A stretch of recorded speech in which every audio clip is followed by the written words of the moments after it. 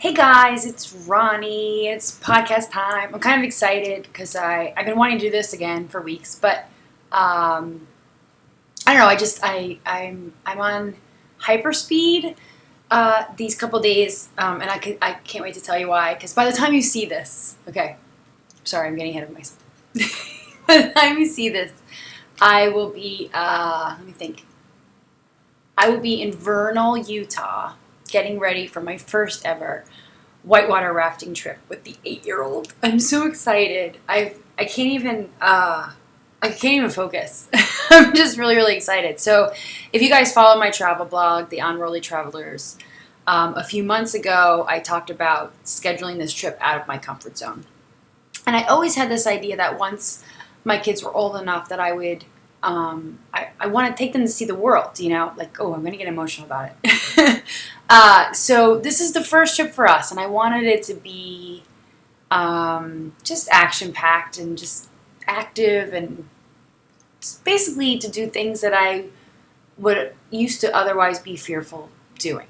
Do you know what I'm saying? And now, I don't know, I feel like, and I actually have another post I'm going to publish tomorrow. So I'm recording this and I'm writing a few posts so that while I'm gone, the blog won't just be stagnant. So I wrote another post about staying active with your kids, and there's a line in that post, and you'll see it tomorrow if you read it, where I say I feel like everything that I set out to do is now coming to fruition with Ryan being as old as he is. So if you guys know a little bit about my weight loss story, 8 years ago when he was a baby is when I started, and that's when I lost the 70 pounds and really changed the way I started to look at dieting. And then like a year later I started exercising, and then a year after that I started running, and then I feel like I set into motion down the path that I am on right now. But now that I'm able to do all the fun active things with the 8-year-olds, that was kind of the motivation for losing weight so long ago. Like, do you know what I mean? So I get really emotional about it. So I'm really excited. That's all I'm going to say. So as you're watching this, just think of me with my 8-year-olds all by yourselves in Utah. Well, we're in it with the group, but you know what I mean. It's just me and him. The husband's not coming, and we don't have friends coming or anything. So it's really going to be a mother-son adventure, and I'm excited. I have my GoPro camera. And I bought a waterproof camera, so I'm going to try to capture as much so I can come back and blog about the whole experience, from different angles, of course. So from the travel angle, and then kind of just from my own personal views of the trip and that kind of thing. So, okay. So that's why I'm kind of giddy and all excited today. And excited to kind of get this podcast. So I want to publish this. Hopefully it's Monday. You tell me it's Monday. That's when I'm planning on having this go live. Right now it's Thursday. Oh, and the 2-year-old's napping right now. So I'm on a time schedule. So I have to stop babbling. All right. So I'm going to get right to a few questions. I'm about a year behind. You guys know I'm further than that. But I have a few questions that I kind of plucked out that I just glanced through that I think are really good topics to talk about in podcasts. And so I'm going to get right to them. So the first one is from Maria, and she says, "Dear Roni, my name is Maria Lopez. I'm originally from," okay, I'm going to try to pronounce this, ready? "Managua, Nicaragua. And I am current graduate student in San Diego State University. Like you, I've struggled with my weight my entire life. I'm 22 years old, and just now I feel in the right place and the right time to change my eating exercise habits. I started going to Fitness Quest in San Diego, and it has been the best gym for me. I love it. It's a great feeling when you find that match. Do you know what I mean? That's how I feel about my CrossFit gym. I joined a competition with them called The Biggest Winner, sort of like The Biggest Loser. Biggest Winner is a way better name, although he called myself a loser for a long time. After that, I became intrigued about the whole blogging thing and came across your blog after reading an article in Fitness Magazine and have been totally inspired. I wanted to ask you how you started your blog, how did you create the steps that you took, and how did you make it popular, well known? I hope I can start my own weight loss blog and make it as popular as yours. You're truly inspiration." Well, thank you so much for the compliments. I have to do something. I'm sorry. Okay. There we go. Okay, so let me get your question. So thank you so much for your email. So sorry it's taken me so long to get back to you, and thanks for the compliment on the blog. You know, it's a different different time than it was when I started my blog. So in a way, I love these questions because I do love to talk about blogging because it's a big passion of mine. But in another way, I kind of hate it because it's such a loaded question, and there's so many answers. There's really no right answer on the right way to start a blog or how to become popular. And there's like shady ways to do it, and then there's authentic ways to do it. And my approach to blogging has always been just really, to be honest, it's just really truthful, to be really transparent, and to be really consistent. Those are the things that I value in a blog. So therefore, those are the things that I've put into my blog. So a little bit of my blogging history for those who don't know. I started blogging, and I didn't start weight loss blogging. This is kind of like a little unknown little nugget, but I started. I hated blogs. I always tell this story when I do talks at conferences and stuff. I hated blogging not when it first came out, but when I first became aware of it in 2004. 2003, 2004. I was teaching web development at a community college at the time. And I felt like the popularity of blogs and blogging software like WordPress, which I'm a huge fan of now, but it wasn't back then, WordPress and Blogger and TypePad and all.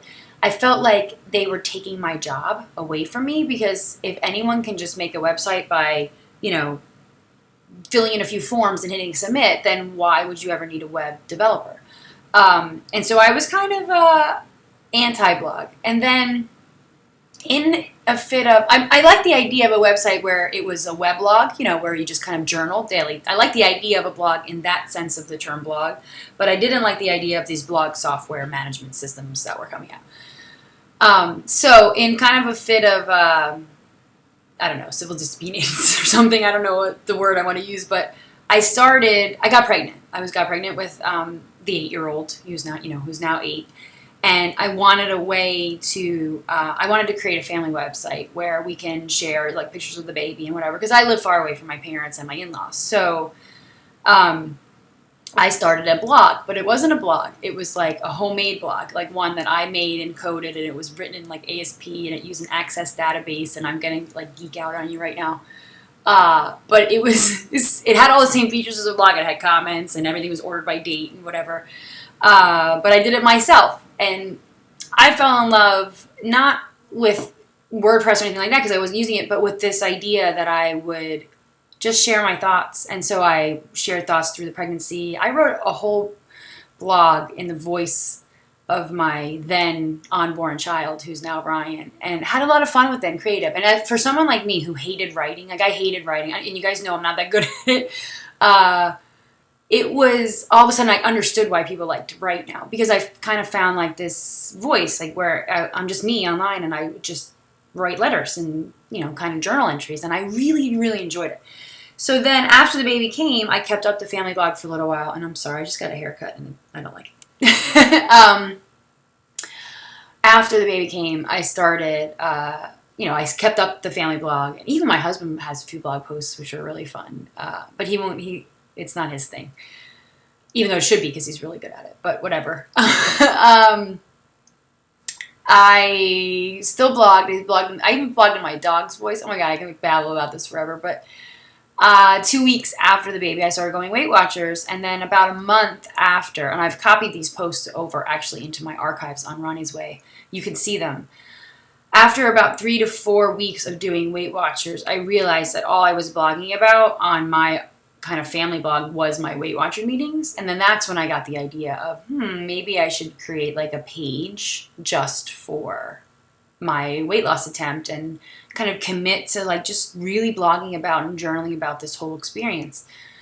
And so I did. I created Roni's Weight Watching page, which has then morphed into Roni's Way. And now I use just Roni as well. But it's all the same blog. I have all my own archives. I have a little bit of a shaky history because I lost them with a server crash, and then I salvaged what I could in Google Cache. And so that's my like really humble beginnings. And back then, when I was blogging, I remember when I would get a random comment from somebody that I didn't know, it was like a huge deal. I was like, oh my God, like people are reading this. This is crazy. And my stats were like 5 people a day or 10 people a day. And I was like, that's really cool. But I didn't, it was different. There was no Twitter and there was no other way to really reach out except for message boards. And I was super active on message boards. And when I say act, I want a lurker. I would engage in conversations and I would engage in, respond to questions and answer and ask my own. And so I was really active on the Weight Watcher message boards at the time. And I put my web address in my subject file, or not my subject file, my signature file.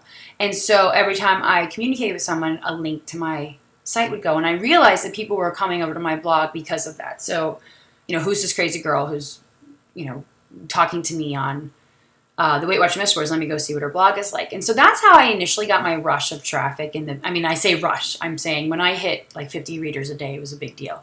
But that's how I initially got some people. And to be honest, after that, it's a combination of just consistency and luck. I am very big on, I share my story on different aspects. Like anytime someone asks if they can interview me or showcase my blog on their blog, I always say yes, because it brings you more incoming links.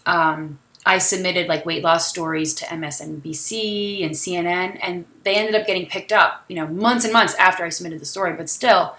And so I had a couple huge jumps in traffic by having a link to my site on a story on MSNBC. And then that's when I started to really kind of get bigger numbers in the traffic department. To be honest, I don't really track my traffic anymore because I don't really want to know. I'm not as big as some people like to compliment me on, to be honest. I know other bloggers who are in the millions page views a month. I'm nowhere near there, but I also don't want to be. I like where I am in the community that I've built and the support that I have on the blog. So you got to think about kind of what your goals are. And my goal was never to be this huge blogger like a, like a Perez kind of. I have no desire to do that. I like to touch the people that I touch on the blog. And I kind of want to open myself up to even more criticism the bigger your audience gets. And I don't have as thick of a skin as I like to say, or like I come across. Does that make sense? But anyway, so those are blogging, my little bit of blogging history. So I would recommend to anyone today, if you were starting a blog, be prepared for it to be a really difficult road, because because there's so many of us. There's so many bloggers, and it's just a saturated market. But if you're consistent and you keep up the blog and you're really honest about it and you are active in the community in which you're trying to blog into, and you leave comments and you're part of, Twitter groups and you participate in chats, or you start a Facebook page and you communicate back and forth and you respond to comments and it's a marathon, it's not something that you could just half-heartedly do. You have to jump in with both feet and really take it seriously. So there, it's a lot of work. There are, like I said, there are shady ways to do it. And like recently, I'm going to babble, so forgive me. Recently there was a page who swiped my before and after photos, and they're using it to sell their diet drug, which just angers me to no end. But I was digging around with who the group was and like who was doing it as I'm like writing them, nasty copyright infringement letters and telling them to take my photos down. But I realized that the Facebook page who did it has 90,000 likes. They've only been active for 2 months. I've had a Facebook page for, 4 years. I have maybe 5,000 likes. So to show you, and they're doing shady things, stealing people's photos, pushing diet drugs that, are scams and doing all this stuff. And they've built this following on Facebook in a matter of a couple weeks. So, you could go down that path. Me, I'd much rather take my 5,000 followers who are actually invested in my story and get inspired by me and my, my cheesy posts and my photos of my kids. I don't want 90,000 followers if I'm going to have to go that path to do it. Do you know what I mean? So that's my advice. My advice would be true to yourself, be very transparent, be very consistent on the blog. I've blogged consistently now at least 5 days a week, 6 days a week for 7 years. My blog's 8 years old, but in the beginning, I only blogged weekly, and then as I got more into it, I started to blog daily. And I'm on vacation right now, and this is on the blog, so I take it seriously. And I think people who, if it's a hobby, that's great if you're getting what you want out of it. But if you really want to grow an audience and really want to build a community around your blog, then you have to take it seriously and you have to really put in the work. And it's work. Don't let people tell you it's not work. I have to edit this video when I'm done with it. I got to strip the audio file, make a podcast. I had to figure out how to get it on iTunes. You know what I mean? Like, there's a lot of technical aspects, and it's fun, but it's still time consuming and it's still work. So I hope that helps. Maria, I realized you wrote this a year ago. So if you have launched a blog since, leave it in the comments. I'd love to come take a look. I have people send me their blogs all the time. I try to give them a little bit of feedback when I can. And leave it in a comment, and maybe we can shoot you some traffic. So I look forward to kind of hearing your updates. That's it. That's what I got to say about starting a blog. All right, let's get the hair out of my face. I cut it. You know what it is? I didn't do it. I just let it air dry. But anyway. Okay, I'm going to move on to the next question. From Margarita. I love that name. I hope I'm saying it right. It's an awesome name. Unless she's making it up because her last name is Corona. Which is awesome. Anyway, here's your question.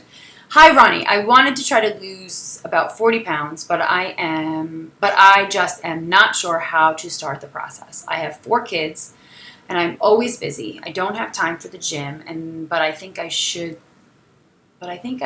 start doing a quick exercise here at home daily. Okay, please help. Okay, 4 kids. Bless you. I can barely handle the 2 I have. How to get started. Okay, this question, the how to get started question, is always loaded. And especially when you say you're busy. And I have no doubt that you are busy. I always like to remind people that you're using exercise as your way to start the 40-pound process, which I think is great. And some people may actually advise that. In my experience, and again, I'm not a trainer, I'm not a doctor, I'm not a nurse, I'm not anything. So I'm just a girl with the blog. All I could do is give you my personal experience. When I lost the original 70 pounds, it was all through diet. I'm not saying I wasn't active. I wasn't just like a blob on my couch not moving. But I didn't go to the gym. I didn't take classes. I didn't do DVDs.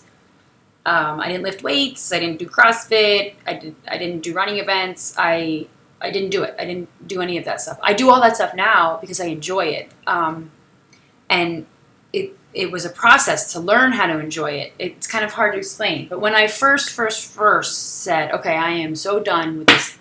Sorry. I'm so done with this yo-yo dieting cycle of hell. I knew I had to do it on my terms. And again, I was a new mom. I had a 2-week-old baby. My whole life was turned upside down. I had a full-time job. I was teaching. And I just knew I didn't want to go down the same path that I went down years and years before, which is tomorrow I'm going to wake up and I'm going to eat perfect and I'm going to start running and I'm going to join a gym and I'm going to go every day after work. And it was all a bunch of BS. It's that mentality of like tomorrow you're going to start and you're going to like just be this person that you in your mind think you need to be to lose the weight. The funny thing is I am that person now. I'm the person who wakes up early and goes to the gym. I'm the person who will do a mile run before she goes to bed just because she couldn't fit in. I'm that person now, but I wasn't that person when I started. And if I tried to be the person I am now back then, I would have lasted like a day at tops. It just wouldn't have worked. So the reason why I always tell people that is because I think you have to start, you got to focus on 1 or 2 small changes and let those be the domino that get you down the path so that you can become that person that you want to be, whether it's like super active or, whatever it is. But you can't just wake up tomorrow and go, I'm going to do all of these things.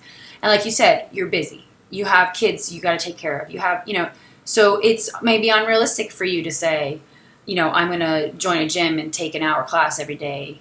You just might not be there. So you have to do what works for you now. So my suggestion is always to start with the food. Now, again, this is only based on my experience. And in my experience, I needed most help with the food because I was an overeater. I binged. I would eat out of depression and sadness and boredom. And so I kind of had to get my eating under control. And I really believe that most people can lose a significant amount of weight, if they have a significant amount of weight to lose, through diet alone. And by making a commitment just to move more. And I always use that phrase, move more. Go for a walk with the kids, shut the TV off and play a game with them, roll around on, your living room floor, play catch, go roller skating with them, or just be engaged and active instead of doing passive activities all the time. So I made that commitment when I first started, and I was doing Weight Watchers, so I was counting points, but however you can find a way to food journal and limit your portions and try to start to slowly change what you're eating. And start there. So anytime I says, I don't know where to start, please help. Start with your diet. I think it's the first step. And then that could be the first domino that flows into. So, start with your diet, then start adding more activity, and then it starts to snowball. So that's where I would start. Start a food journal. And maybe not even change how you're eating right now. Just journal and get an idea of where it is that you are now, and start to collect information about yourself.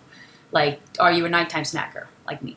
Because I'm still between 8 and midnight is literally like, I should just go to bed, and I say that to myself every day, and I don't, and then I end up eating something I regret the next day. I still get into those cycles all the time. Or whatever it might be. Maybe you're a breakfast skipper. Maybe you put too much cream in your coffees. Maybe all these little things are adding up. So I would start with a food journal. And honestly, if you haven't looked into it, I'm a huge fan of MyFitnessPal. I think it's great. I'm on there. I don't keep it consistently anymore. I'm not really trying to lose, but I like to dabble in it every once in a while and kind of see where I am. And so I'll share a couple of days of food journals here and there. I enjoy it. It makes it fun. It's easy. It has this really cool barcode scanner you can use on your phone. It's gadgety, it's fun.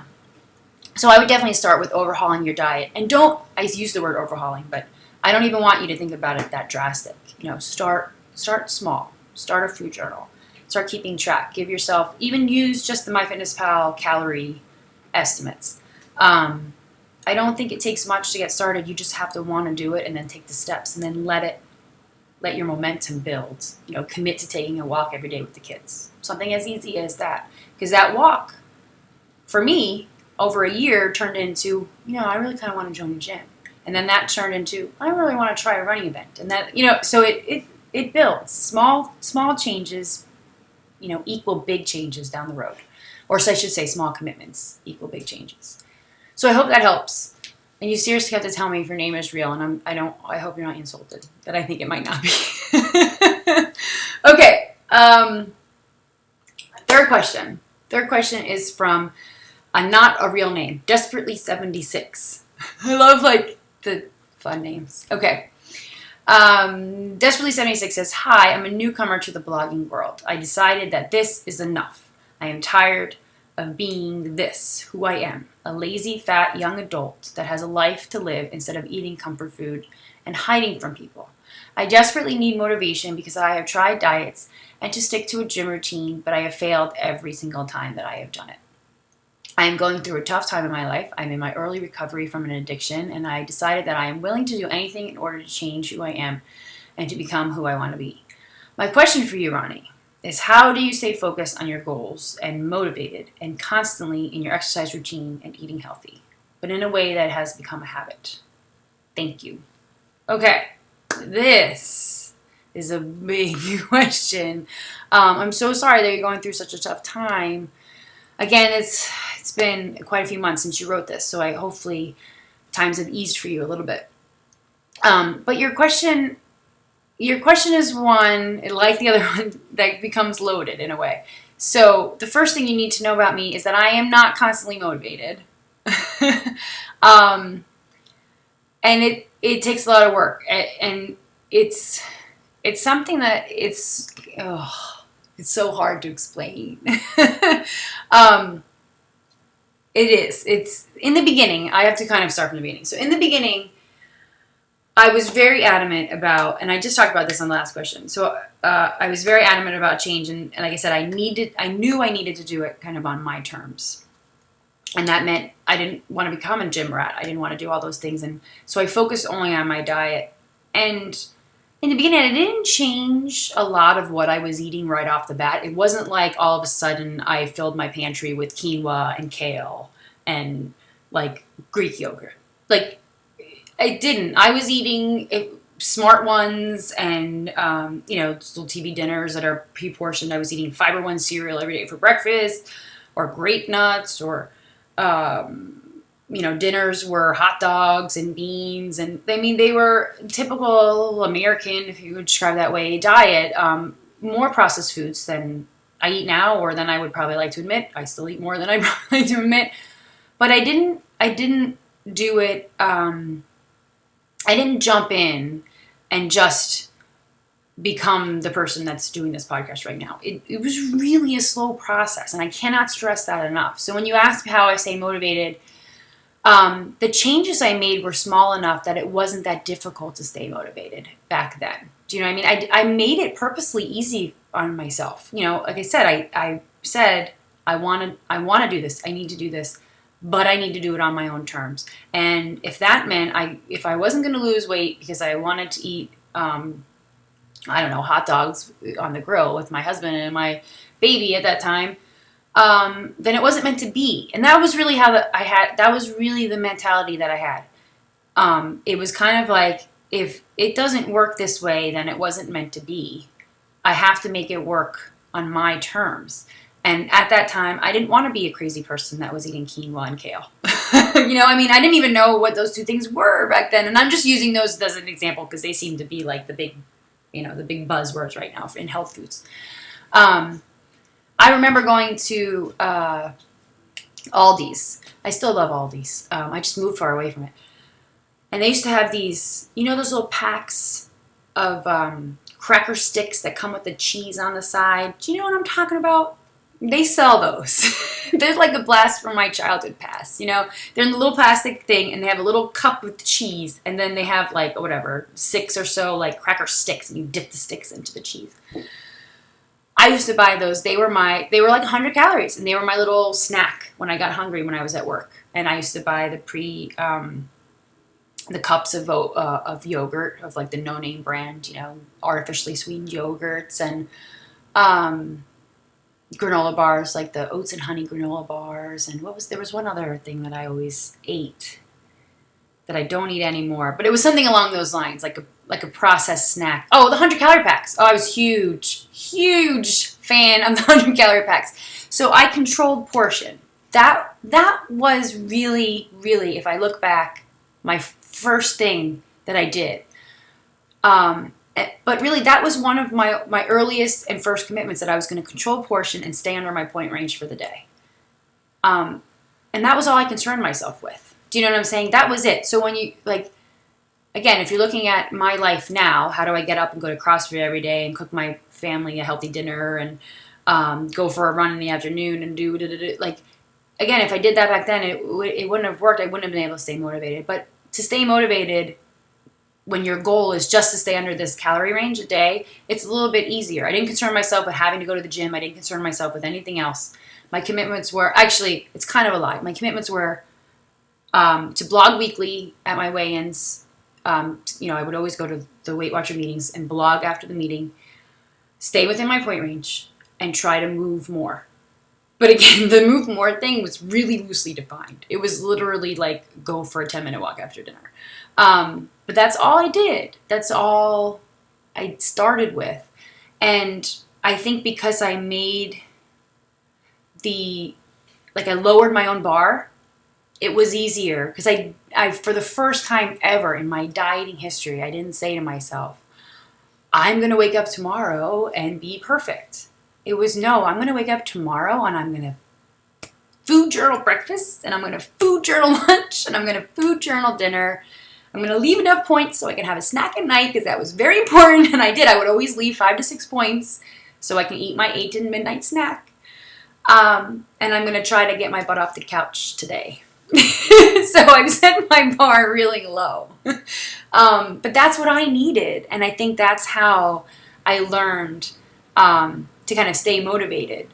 And there were days I didn't want to even do those things, but I did them anyway. You just kind of fake it till you make it. You force the smile on your face and you say, my goals are more important to me than the fact that I don't want to write down, my dinner in my food journal tonight. Like, you do have to kind of pull up your big girl pants and say, no, I'm going to do this because this is really important to me.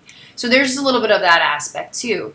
But those things build. So when you ask how I'm constantly motivated in my exercise routine, starting off that small and learning, confidence is learned.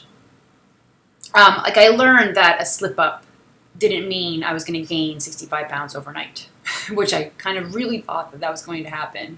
And I would get all depressed when I ate ice cream or something ridiculous. And then I started to learn, no, wait, I'm able to manage this. I can manage this. All I have to do is pick myself back up the next day and do it all over again. And if I mess up, I pick myself back up the next day and do it all over again. So last week, I was really, this past week, I was just really not motivated. I really kind of not motivated right now. But I still woke up and went to the gym. I kind of put myself on autopilot where even when I'm not motivated, I do it. And I have all these little, again, it's years and years now of me proving to myself that even though I'm not motivated, it's worth it. So, I mean, how many times have I shot out a message on Twitter going, oh my God, I really don't want to go for a run right now. And then, 5 people, even one person will just go, you should do it. You'll feel so much better afterwards. I'm like, God, they're right. And then I go and then I feel great afterwards. So I think over the years I've learned kind of what makes me feel good, how to diagnose myself as just being kind of in a funk and then just going, I'm going to mush through this anyway because I know I feel better when I do the things that I'm doing, even though I don't feel like doing them right now. Do you know what I mean? So I hope that lets you, inside my brain a little bit. Just know you will not, I think also knowing, you will not always be motivated. It's not going to happen. You're not going to live through your life every day waking up roaring to go. That's just a reality of being a human being.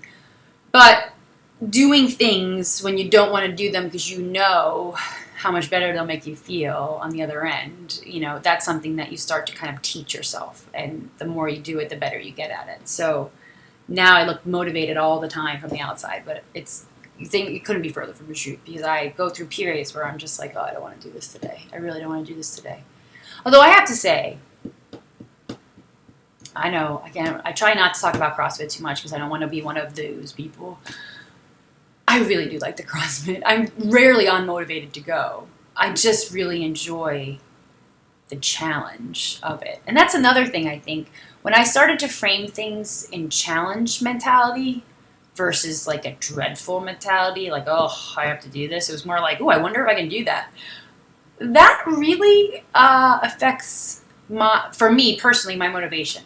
So sometimes I really think the way that we frame things, whether or not we're looking at it as this chore that we don't want to do, blah, blah, blah, blah, blah, why set yourself up to that? Like, I look at things going, this is going to be a fun challenge. Like, I wonder if I can run faster than I did last time. I wonder if I can, get across the monkey bars. I wasn't able to do it last time. I wonder if I can, bench press a little bit more than I did last time. I wonder if I can eat a little cleaner than I did yesterday. And I look at it more as a challenge, as a fun challenge. And it's really, really, you're able to frame it any way you want it. You can make it a negative or a positive.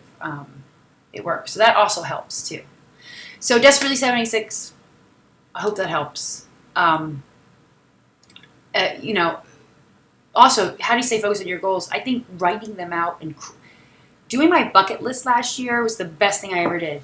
Because crossing something off that bucket list, God, there's no better feeling than that in the world. Like, took my mom to Italy, awesome. Like, I was so excited. So write down your goals. Write them down. You don't have to do it publicly. Like, I enjoy doing it publicly. I like the little added extra pressure, and I hope that it inspires other people. And I had the best email a couple days ago from somebody who said that they went, or it was a comment, that when they saw me do the whole Italy trip with my mom, that they finally pushed them, her and her husband, to go to Europe. And they've been talking about it for years, and they just kept saying they couldn't do it, but then they did it. And I was like, oh, that's awesome. So I feel like I really do thrive off trying to inspire people. So when I inspire somebody else, it really inspires me, and that also helps me going, keeps me going. Do you know what I mean? So, okay, I messed up badly. Okay, next question is from Karen. It's kind of long. I don't remember it, so you're going to have to bear with me. Okay, wait a minute, 1 second here. Yes, okay. Karen says, hi, Roni. I just so happened to stumble upon your website today, and it is so inspiring. I'm currently a sophomore in college. Now she's probably a junior. And I'm faced with eating challenges every day. I'm trying to lose 10 pounds. I'm about 130, 5'2". I used to play basketball from 4th grade through high school. Well, I had an active childhood, way more active than mine. I've done a lot of conditioning, weightlifting, you name it. I'm sure I've done it. Now that I'm in college, it seems that my exercise time is limited. I try to get in about an hour a day at the gym, no matter the schedule. Well, that's really, an hour a day is great. That's all I do, mostly. I do have a fridge with a tiny freezer so I can store bags of yummy frozen vegetables. I really try to watch what I eat, but feel that the sources of protein in the cafeteria are limited, mostly by what appeals to me. I do top my spinach salad with black beans and check out the soups that they offer. I'm trying to get some ideas for my dorm. As it seems, it gets to be about 11 o'clock and I feel hungry. My best advice would be just go to bed. I know you're not going to do it because I don't do it either. But even that little hunger, go to bed, and then you will wake up, and then you can have a good breakfast. That would be, I'm sorry. I didn't mean to interrupt your email. Let me see. I know I have some not so healthy snacks in my room, but I really watch when I eat them. I love to cook, but I live in a dorm. I do a workout on the elliptical or the stationary bike, but I feel that my inner thighs are still flabby. Don't worry about your inner thighs. They're not as flabby as you think. I do have muscles from my basketball days hiding in the shadows. Just wondering what kind of tips you can offer me. College has been rough for me as I do a lot of competing with my dog, who is like my best friend. Anyways, got any good ideas to keep me in a mental health check as well? Thanks for all letting me blabber. You're totally welcome. I truly appreciate your time to read this. All right. I love college questions because, I'm sorry. I keep banging my elbow. I miss college so much. What a great time. I don't even want to talk about what anniversary of mine is coming up from college. But you sound really good. I don't know how much advice I can give you. You're fitting in your workouts when you can, which is awesome. You're watching what you eat, and you're kind of limited by what's available, but you're still being very conscious about your decisions. The only thing I can think of is some tips about your dorm room. So here's a few thoughts, and this is kind of based on what I eat, because in the nighttime hours, because I usually want something I can grab. I like grabbable things, even though I firmly believe that making something is way more satisfying.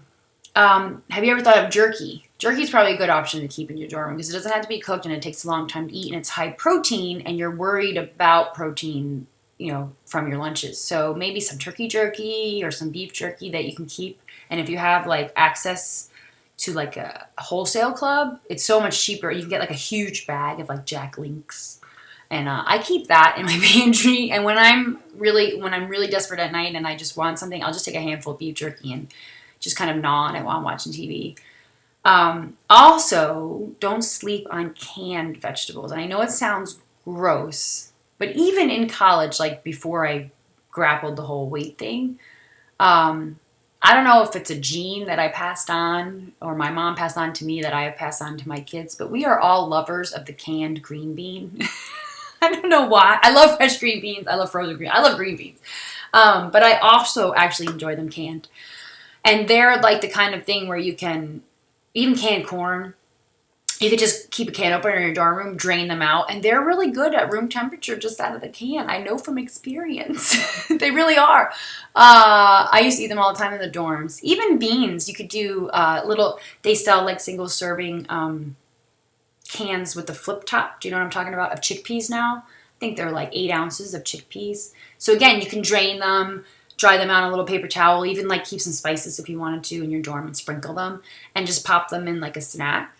I'm really good at coming up with ways. Well, I'm patting myself on the back, but I'm of like figuring out kind of I loosely use the word healthy things that you can eat from everyday items. So like canned green beans, beef jerky, canned beans, canned corn would all work for the dorm, and they're fairly inexpensive. Well, except for the jerky. You don't have to cook them. You know, they are good, you know, room temperature or even chilled. Like chilled green beans are really good. Let me think. What else? Dried fruits. I'm a big fan of dried fruits, even though I know their sugar content's high. But I always think it's better than eating like fruit chews. I have this conversation with my friend Michelle all the time. We're always like, Jillian Michaels. I listen to Jillian Michaels' podcast. I enjoy them a lot. I really like Janice. Anyway, she always throws dried fruit under the bus, saying you should never eat it. But I think if you're replacing a processed snack with isn't dried fruit a better option? I don't know. I still enjoy dried fruit. So raisins, dried cranberries. I buy the low sugar dried cranberries. Like I said, they still have excessive amounts of sugar, but at least it makes a little bit of a difference. The big Bing cherries, the dried ones, so good with cheese for some reason. Dried blueberries, and they sell unsweetened ones at Trader Joe's if you have one to buy you. So again, don't go nuts on it. You know, it's not something that you could just like sit there with the bag and eat the whole bag because you would go on like a sugar rush. But it is something if you want just a handful, you know, at night, I think it's a good option. So those are some ideas. But again, I think you sound like you're doing awesome. And enjoy your time in college because it's seriously the best time of your life. I miss it so much. And I met the husband in college, so it's great that I don't know, the time, I'm pointing over there because his office is over there, if you can see me. It was a time where I felt like my life was getting started. It was just, God, I love college. My kids better go to college. All right, last question, because I have no idea how long I've been babbling, because I'm recording on a new, yes I do. I'm right on time. Getting good at this. All right, last question is from Diana. And Diana said, running questions. Love running questions. Would you mind telling me, how did you get so fast in running? The fact that you think I'm fast just makes me smile because I don't think I'm fast at all. Do you have a running coach? I want to work on my running speed. Okay. Running speed. I am not that fast. I mean, honestly, compared to other runners that I know in person, I'm definitely not very fast. But I have gotten faster. So I would say when I started, I was a pretty typical 11-minute miler. You know, I would jog, and I say jog, run, same thing, interchangeable in my mind. I would take a few walk breaks, and that's where I started. And now it's been 6 years. I think I've been running 6 years, which blows my mind. Because I still very much remember categorizing myself as a non-runner. There's something beeping. I don't know what it is. Anyway, that's where I started. And yesterday at CrossFit, not to bring it up again, we did a benchmark 1 mile run. And I ran a mile in 7 minutes and 42 seconds, which is unheard of for me. I could not. I was dead at the end of that mile. Like, I couldn't maintain that pace for anything more than a mile. Like, I was like dying, and it took me like a good 5 minutes to recover after. I really pushed myself. So, I mean, for me to really, really push myself on a short distance, I can run about a 7:45 mile. So, but again, compared to runners that I know who are runners, that's like their pace for a 5K, you know. So my goals are always to maintain 10-minute miles or better. 10-minute miles or better in 5Ks. So I always say if I run a 5K in 30 minutes, I'm totally happy. That being said, now I can run a 5K in about 27 minutes, which is a 9-minute mile. Is that right? Approximately. So I naturally got faster just by running. I didn't set out to get faster. I didn't purposely do anything faster. But that being said, I got a few tips from a trainer, which I think did help. And I also, and this was just, I never read any running books or anything. I'm so bad. I just do things in my own way. When I still do this. When I run, and I have a specific distance in mind, like whatever, if I'm going to run 2 miles or 3 miles, I always try to sprint the last 200 meters as fast as possible. And I've heard from multiple people, too, that helps make you faster. I don't know why.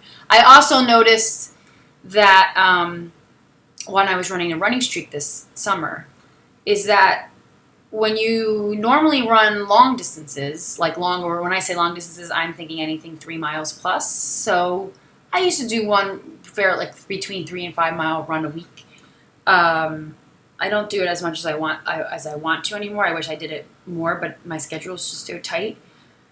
But when you run them, and then you go back and run some shorter miles, and then go back to your longer distances, you tend to be a little bit faster because you kind of keep. I try to push myself when I do shorter distances, and then when you do shorter distances for a period of time and go back to longer distances, you don't realize that you're actually running as fast as you were on the shorter distances. I don't know if that made any sense, but it made sense in my brain. So anyway, a few other tips from my trainer, and you guys are going to think I'm crazy, but when I'm trying to run fast, or to at least maintain a faster pace than what I feel is natural, I repeat to myself, okay, don't laugh at me, but I repeat to myself over and over again, high knees, big gait, high knees, big gait.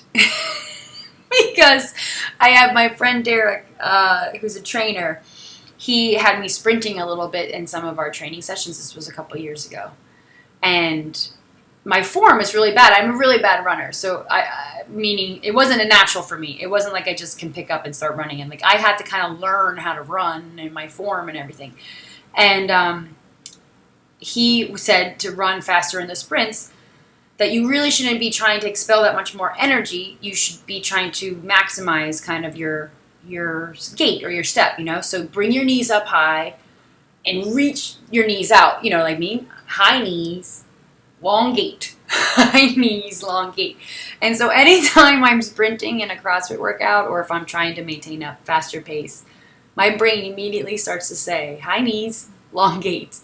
And I have to say, at the end of races, when you see the finish line, you want to run faster to the finish line, I start doing it, and I start bringing my knees up higher, and I start to kind of and I don't, it's like I'm not booking it, I cover more distance, and expelling, the same amount of energy and covering more distance, which makes you faster. So those are my really, what's the word I'm looking for? Amateurish tips on how to run faster. But in bottom line, running, you will get faster. You just will. The more you do it, the better you get at it, the faster you get at it, because you don't even realize. I remember specifically having moments where I was shocked that I was running. I still do. Sometimes I'll be running and I don't feel like I'm running that fast. And then I'll look at my pace on the Nike Plus or on my phone or whatever, and I'll say I'm running 9.5 minutes. I'm like, really? I didn't feel like I'm running that fast, because a couple years ago, I'd have to really push myself to get to that things. But now my body's kind of just there naturally. So maybe, I don't know, if I kept doing it, maybe one day my body would naturally run the 7.5 minute, but I highly doubt it. I'm pretty sure I'm pretty much at my peak at this point of running. And I don't really get that much out of running faster. I do like to beat my times in races, and I think it's really fun. I always got a little bit more excited about covering a distance I never got to cover before. But there's a cap to that too, because I really don't have any desire to run ultra marathons or anything. I'd love to do another marathon one day, but that's about it. And now really I'm more intrigued by running in different terrain and environments, and I really have my eyes set on running the Great Wall of China Marathon one day. I'm going to make that happen. I don't know how I will pay for it. I don't know, but I really, really, really want to make that happen.